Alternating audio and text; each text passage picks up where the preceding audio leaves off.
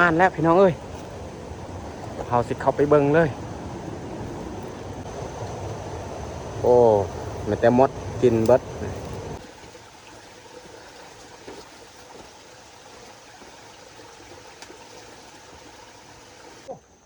ได้แล้วพี่น้องมาแล้วแกะออกเลยโอ้จักสัตว์อีหยังถือกันกราบสวัสดีเบิร์ดสุขูสุคนยินดีต้อนรับเข้าสู่ซองเบายูสำหรับวันนี้คอยกาพาน้องแยกไปใส่กับดักเนาะโอเคไม่แต่ทุกคนติดตามเบิงวิธีการใส่ของเฮาในวันนี้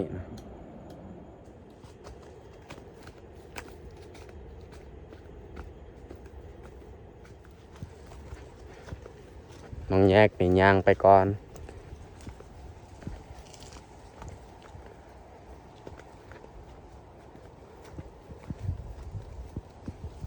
เขาใส่กับดักนี่แมนเขาจะใส่ตามแคมห้วยตอนนี้ก็ใกล้ฮอดห้วยแล้ว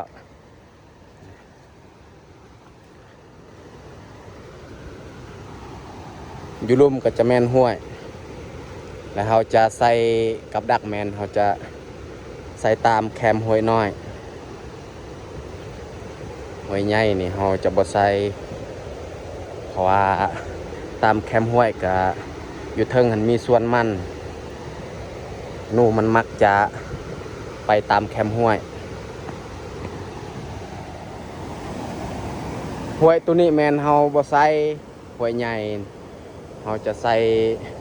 นี่ห้วยเบื้องนี้ห้วยน้อยตรงนี้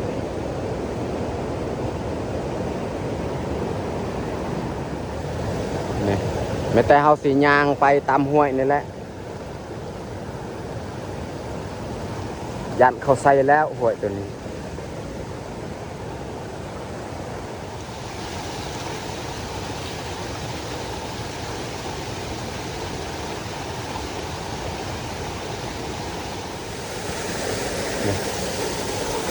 เบื้องนี้จะมีถ้ำนะอันนี้แหละถ้ำตัวเขาเฮ็ดคลิปสุดก้อนนี่เขาเฮ็ด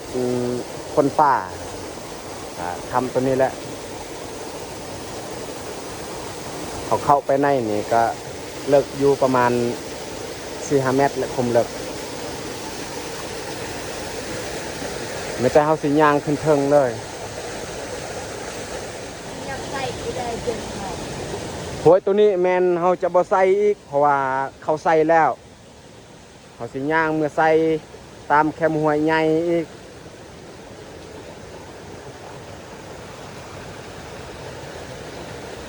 เขาเห็นกับคนอื่นใส่แล้วหวยตัวนี้ไม่แต่เขาสิย่างเมื่อเลยนี่เขาใส่ตามแคมห้วยใหญ่นี่แหละเพราะว่าห้วยตัวนั้นเขาใส่แล้ว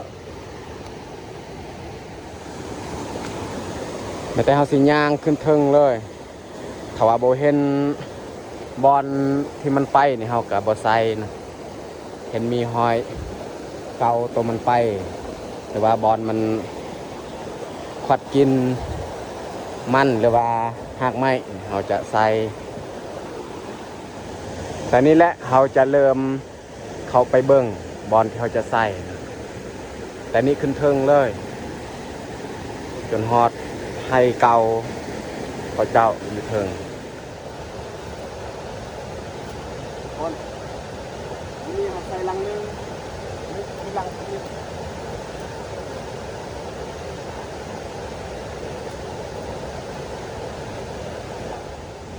นี่ตับของเฮานี่ก็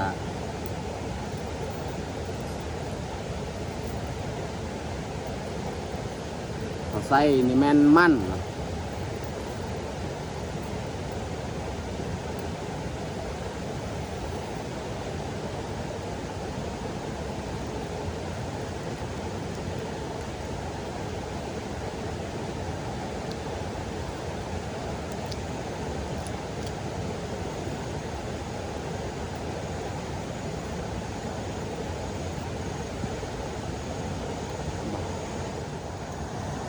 เขาขุดก้อนเพื่อสบายเวลาเขาใส่นี่เขาทมเลยเขาจึงบ่เห็นกับดักเห็นแต่มัน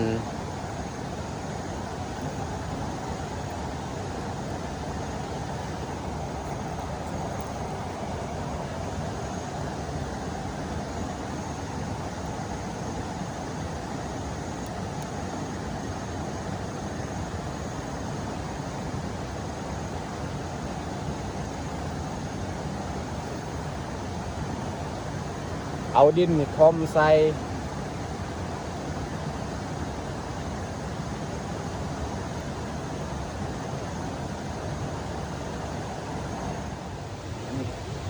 อยู่นี่ก็คือรังที่ซองที่เขาจะใส่แต่เขาจะใส่เลยยานว่ามันซ่า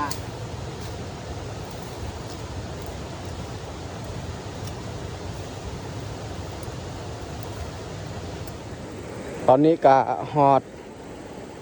ส่วนหมอกนัดเขาเจ้านี่เขาใส่กับก็ได้ประมาณ5-6 ลังแล้วนะเขาสิข้ามห้วยตัวนี้ไปใส่เบื้องเทิงอีกอยู่เทิงนั้นก็มีส่วนมักเพชรอีกเขาเฮ็ดเขาไปใส่แคมห้วยน้อยๆอยู่เทิงครับ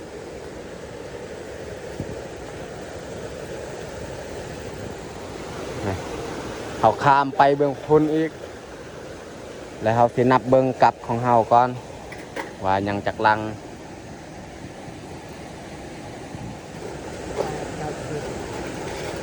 นี่เขาให้น้องแยกนับเท่าไร10ยัง10 ลัง10 ลังเนี่ยแม่นเขาจะใส่ขึ้นเทิงเลยไป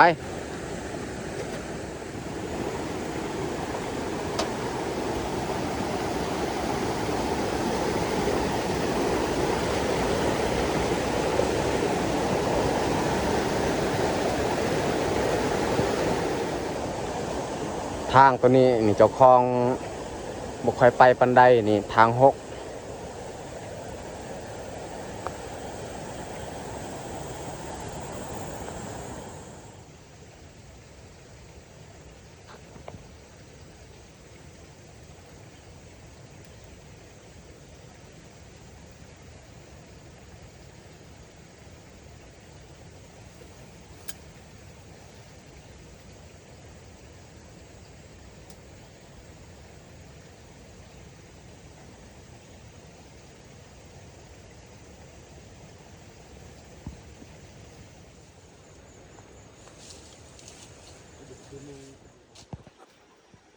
เขาใส่กับดักก็ยังบ่ทันเบิดเนาะ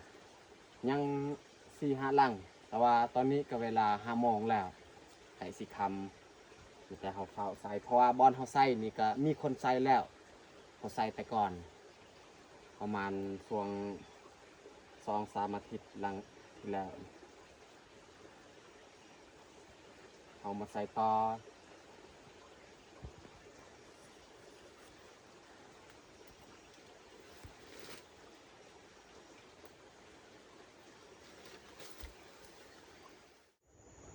อันนี้คือลังสุดท้ายที่เขาจะใส่อยู่นี่เลย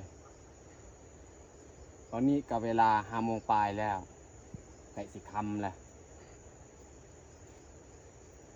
เขาใส่แล้วไม่แต่เขาย่างลุ่มๆเลยหอดถ้วยแล้วก็ย่างมือเลย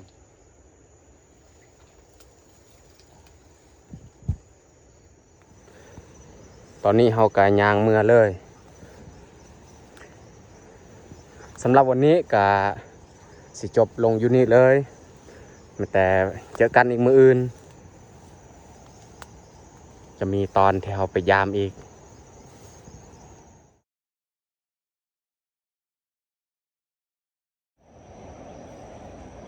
สบายดีครั้งเนาะสำหรับตอนเช้าวันนี้คอยกับน้องแยกก็ได้ออกไปยามกับดักที่เขาใส่เมื่อวานนี่โอเคไม่แต่ทุกคนติดตามเบิ้งว่าเขาสิได้หรือบอไม่แต่ลุ้นเบิ้งนำกันเนาะ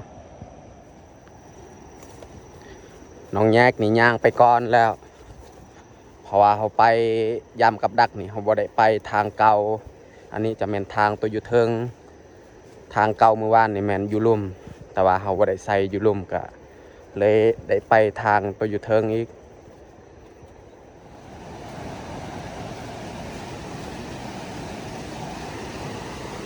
นี่แหละห้วยที่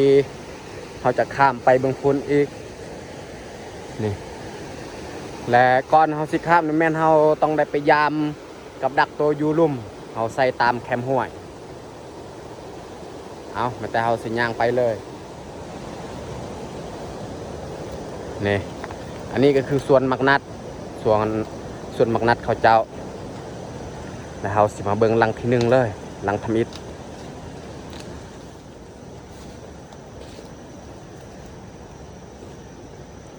เอ้ามันลั่นซื่อๆเอาแล่มันบ่ถึกโอ้มันลั่นซื่อๆ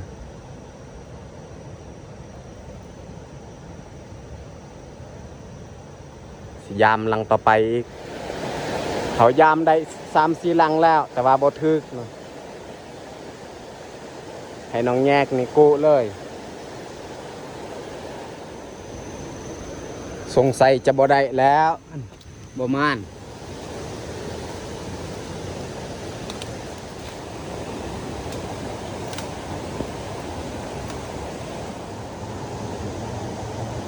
ให้น้องแยกไปเบิ่งกับที่เขาใส่อยู่เทิง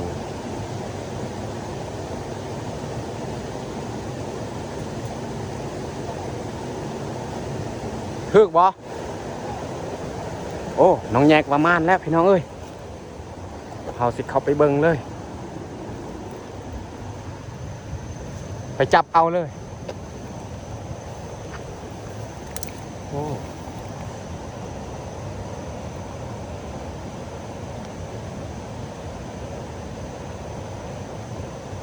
โอ้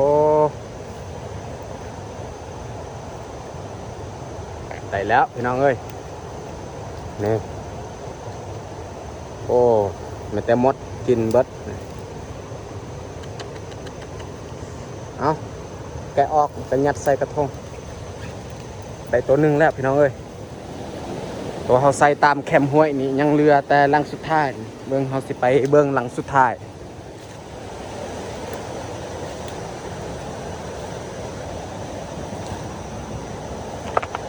โอ้หลังสุดท้ายนี่บ่ถึกอ้าวมันลั่นซื่อๆอีกแล้วพี่น้องเอ้ย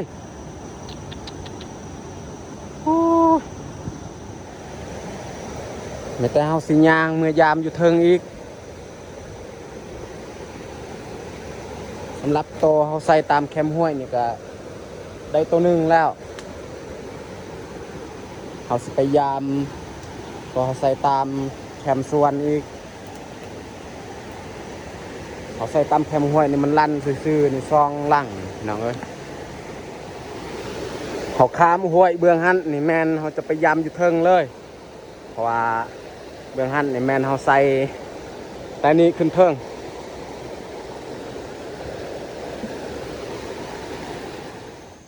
เขาสิไปยามเลยยามเบื้องลังขมิบ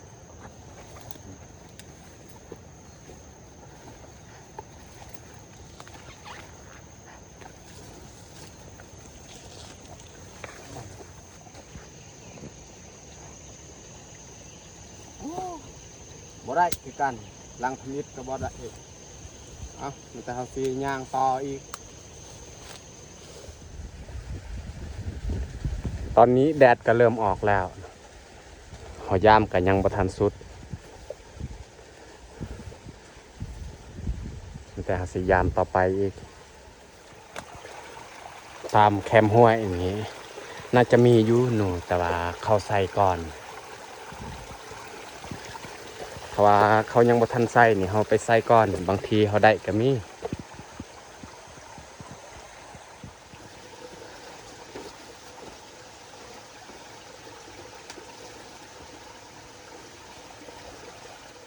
เขาจะไปยามเบิงกับอยู่หันอีก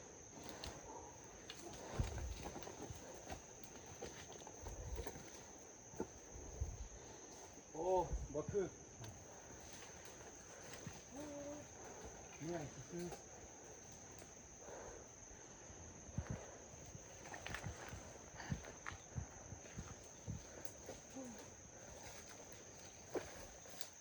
งสัยได้แต่ตัวหนึ่งนั่นแหละ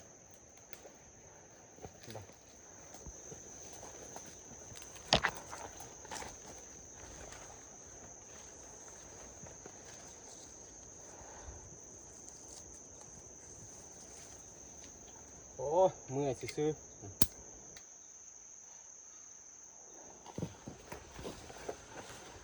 เขาสิไปยามไปอยู่เทิงดิอยู่นี่ก็มีเอ้าขับซ่องโอ้ได้แล้วพี่น้องมาแล้วโอ้มีแต่มดพี่น้องเอ้ยนี่แกะออกเลยโอ้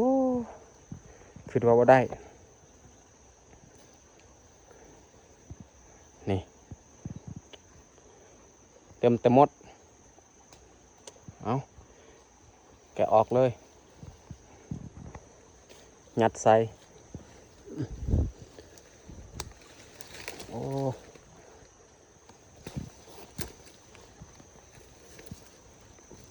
เอาตอนนี้เขากระยามสุดแล้วเนาะยังเหลือแต่ลังสุดท้ายเขาจะมาเบิ่งเลยโอ้คือกัน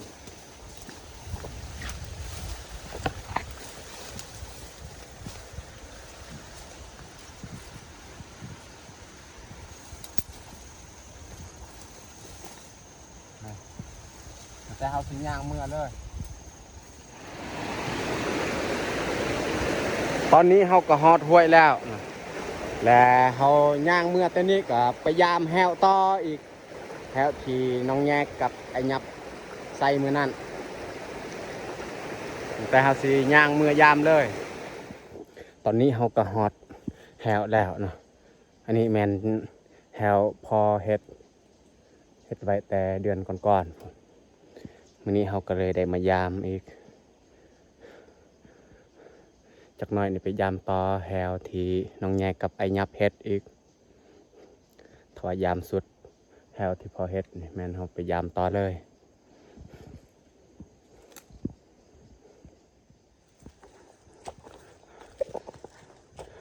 ยามขึ้นเทิงเลยเอาคือว่าบ่มีมันลั่นบ่ตัวนี้โอ้มันลั่นเลยโอ้มาแล้วพี่น้องเอ้ยนี่ปลานู่นเต็มหมดแล้วกินโอ้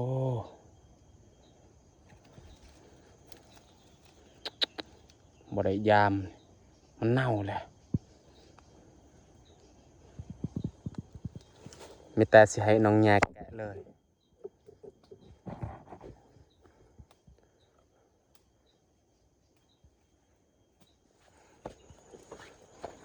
ตัวนี้ก็ลั่นอีกแล้วลั่นซื้อโอ้จักสัตว์อีหยังถือกันมันหลุดแล้วพี่น้องเอ้ยโอ้เสียดายเขาบ่ไปยามนี่มันหลุดเซยว้าจักตัวยังถือพยันตัวอ้นบอกกับตัวเม้นน้ำมันก็กระปอยเลยโอ้หลุดเซย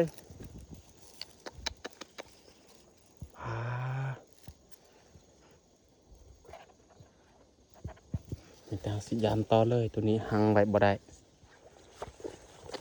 โอ้เสียดายสัตว์ถือแล้วมันหลุดอีกตอนนี้ก็ใกล้สุดแล้วถ้าว่ายามสุดแล้วแต่เขาสิยามต่อแล้วไอ้หยับกับน้องแยกใส่ตอนนี้ก็ฮอดเส้นทางแล้วนะมีแต่เขาสิย่างต่ออีกมายามแฮวไอ้หยับกับน้องแยกเฮ็ดมื้อนั้นแฮวของพ่อนี่ก็ได้หนูตัวนึง จักสัตว์อีหยังถือคันบ่ฮู้มันหลุดน่าจะแม่นสัตว์ใหญ่จำพวกแม่นบ่หรือว่าอ้นนกตัวหนึงแต่ว่าเฮาบ่เอานกมันเน่าแล้ว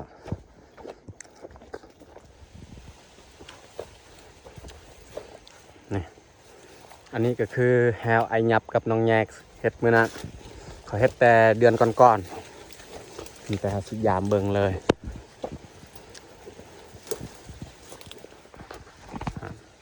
มันลั่นนี้น้องแยกค้างไว้พอยามแฮวสุดนี่ก็ฮอดไห่ของเฮาเลยนี่อันนี้ก็คือไห่ของเฮาเขาก็สุกเรียบร้อยมีแต่มื้ออื่นนี่เฮาจะขึ้นมาเกี่ยวเลยเขาโตเฮายังจงไว้นี่ตอนนี้ก็สุกเรียบร้อยและเฮาจะมาเบิ่งผลงานที่เฮาใส่กับดักแล้วก็แฮวของพ่อแล้วก็ของไอ้ยับกับน้องแยกเนาะว่าเฮาสิได้หยังแน่แล้วเฮาจะมาเบิ่งผลงานนี่แหละหนูที่เฮาใส่กับดักนี่ได้2โตแล้วก็ตัวสุดท้ายอันแม่นมันถือแฮวของพ่อสำหรับผลงานที่เฮาได้ในวันนี้ก็มีแต่3โตนี่แหละโอเคสำหรับคลิปนี้ก็น่าจะจบลงอยู่นี้เลยถ้ามักคลิปแบบนี้ก็อย่าลืมกดไลค์กดแชร์เพื่อเป็นกำลังใจให้คอยกับน้องแยกนี่ได้เฮ็ดคลิปต่อไปขอขอบใจ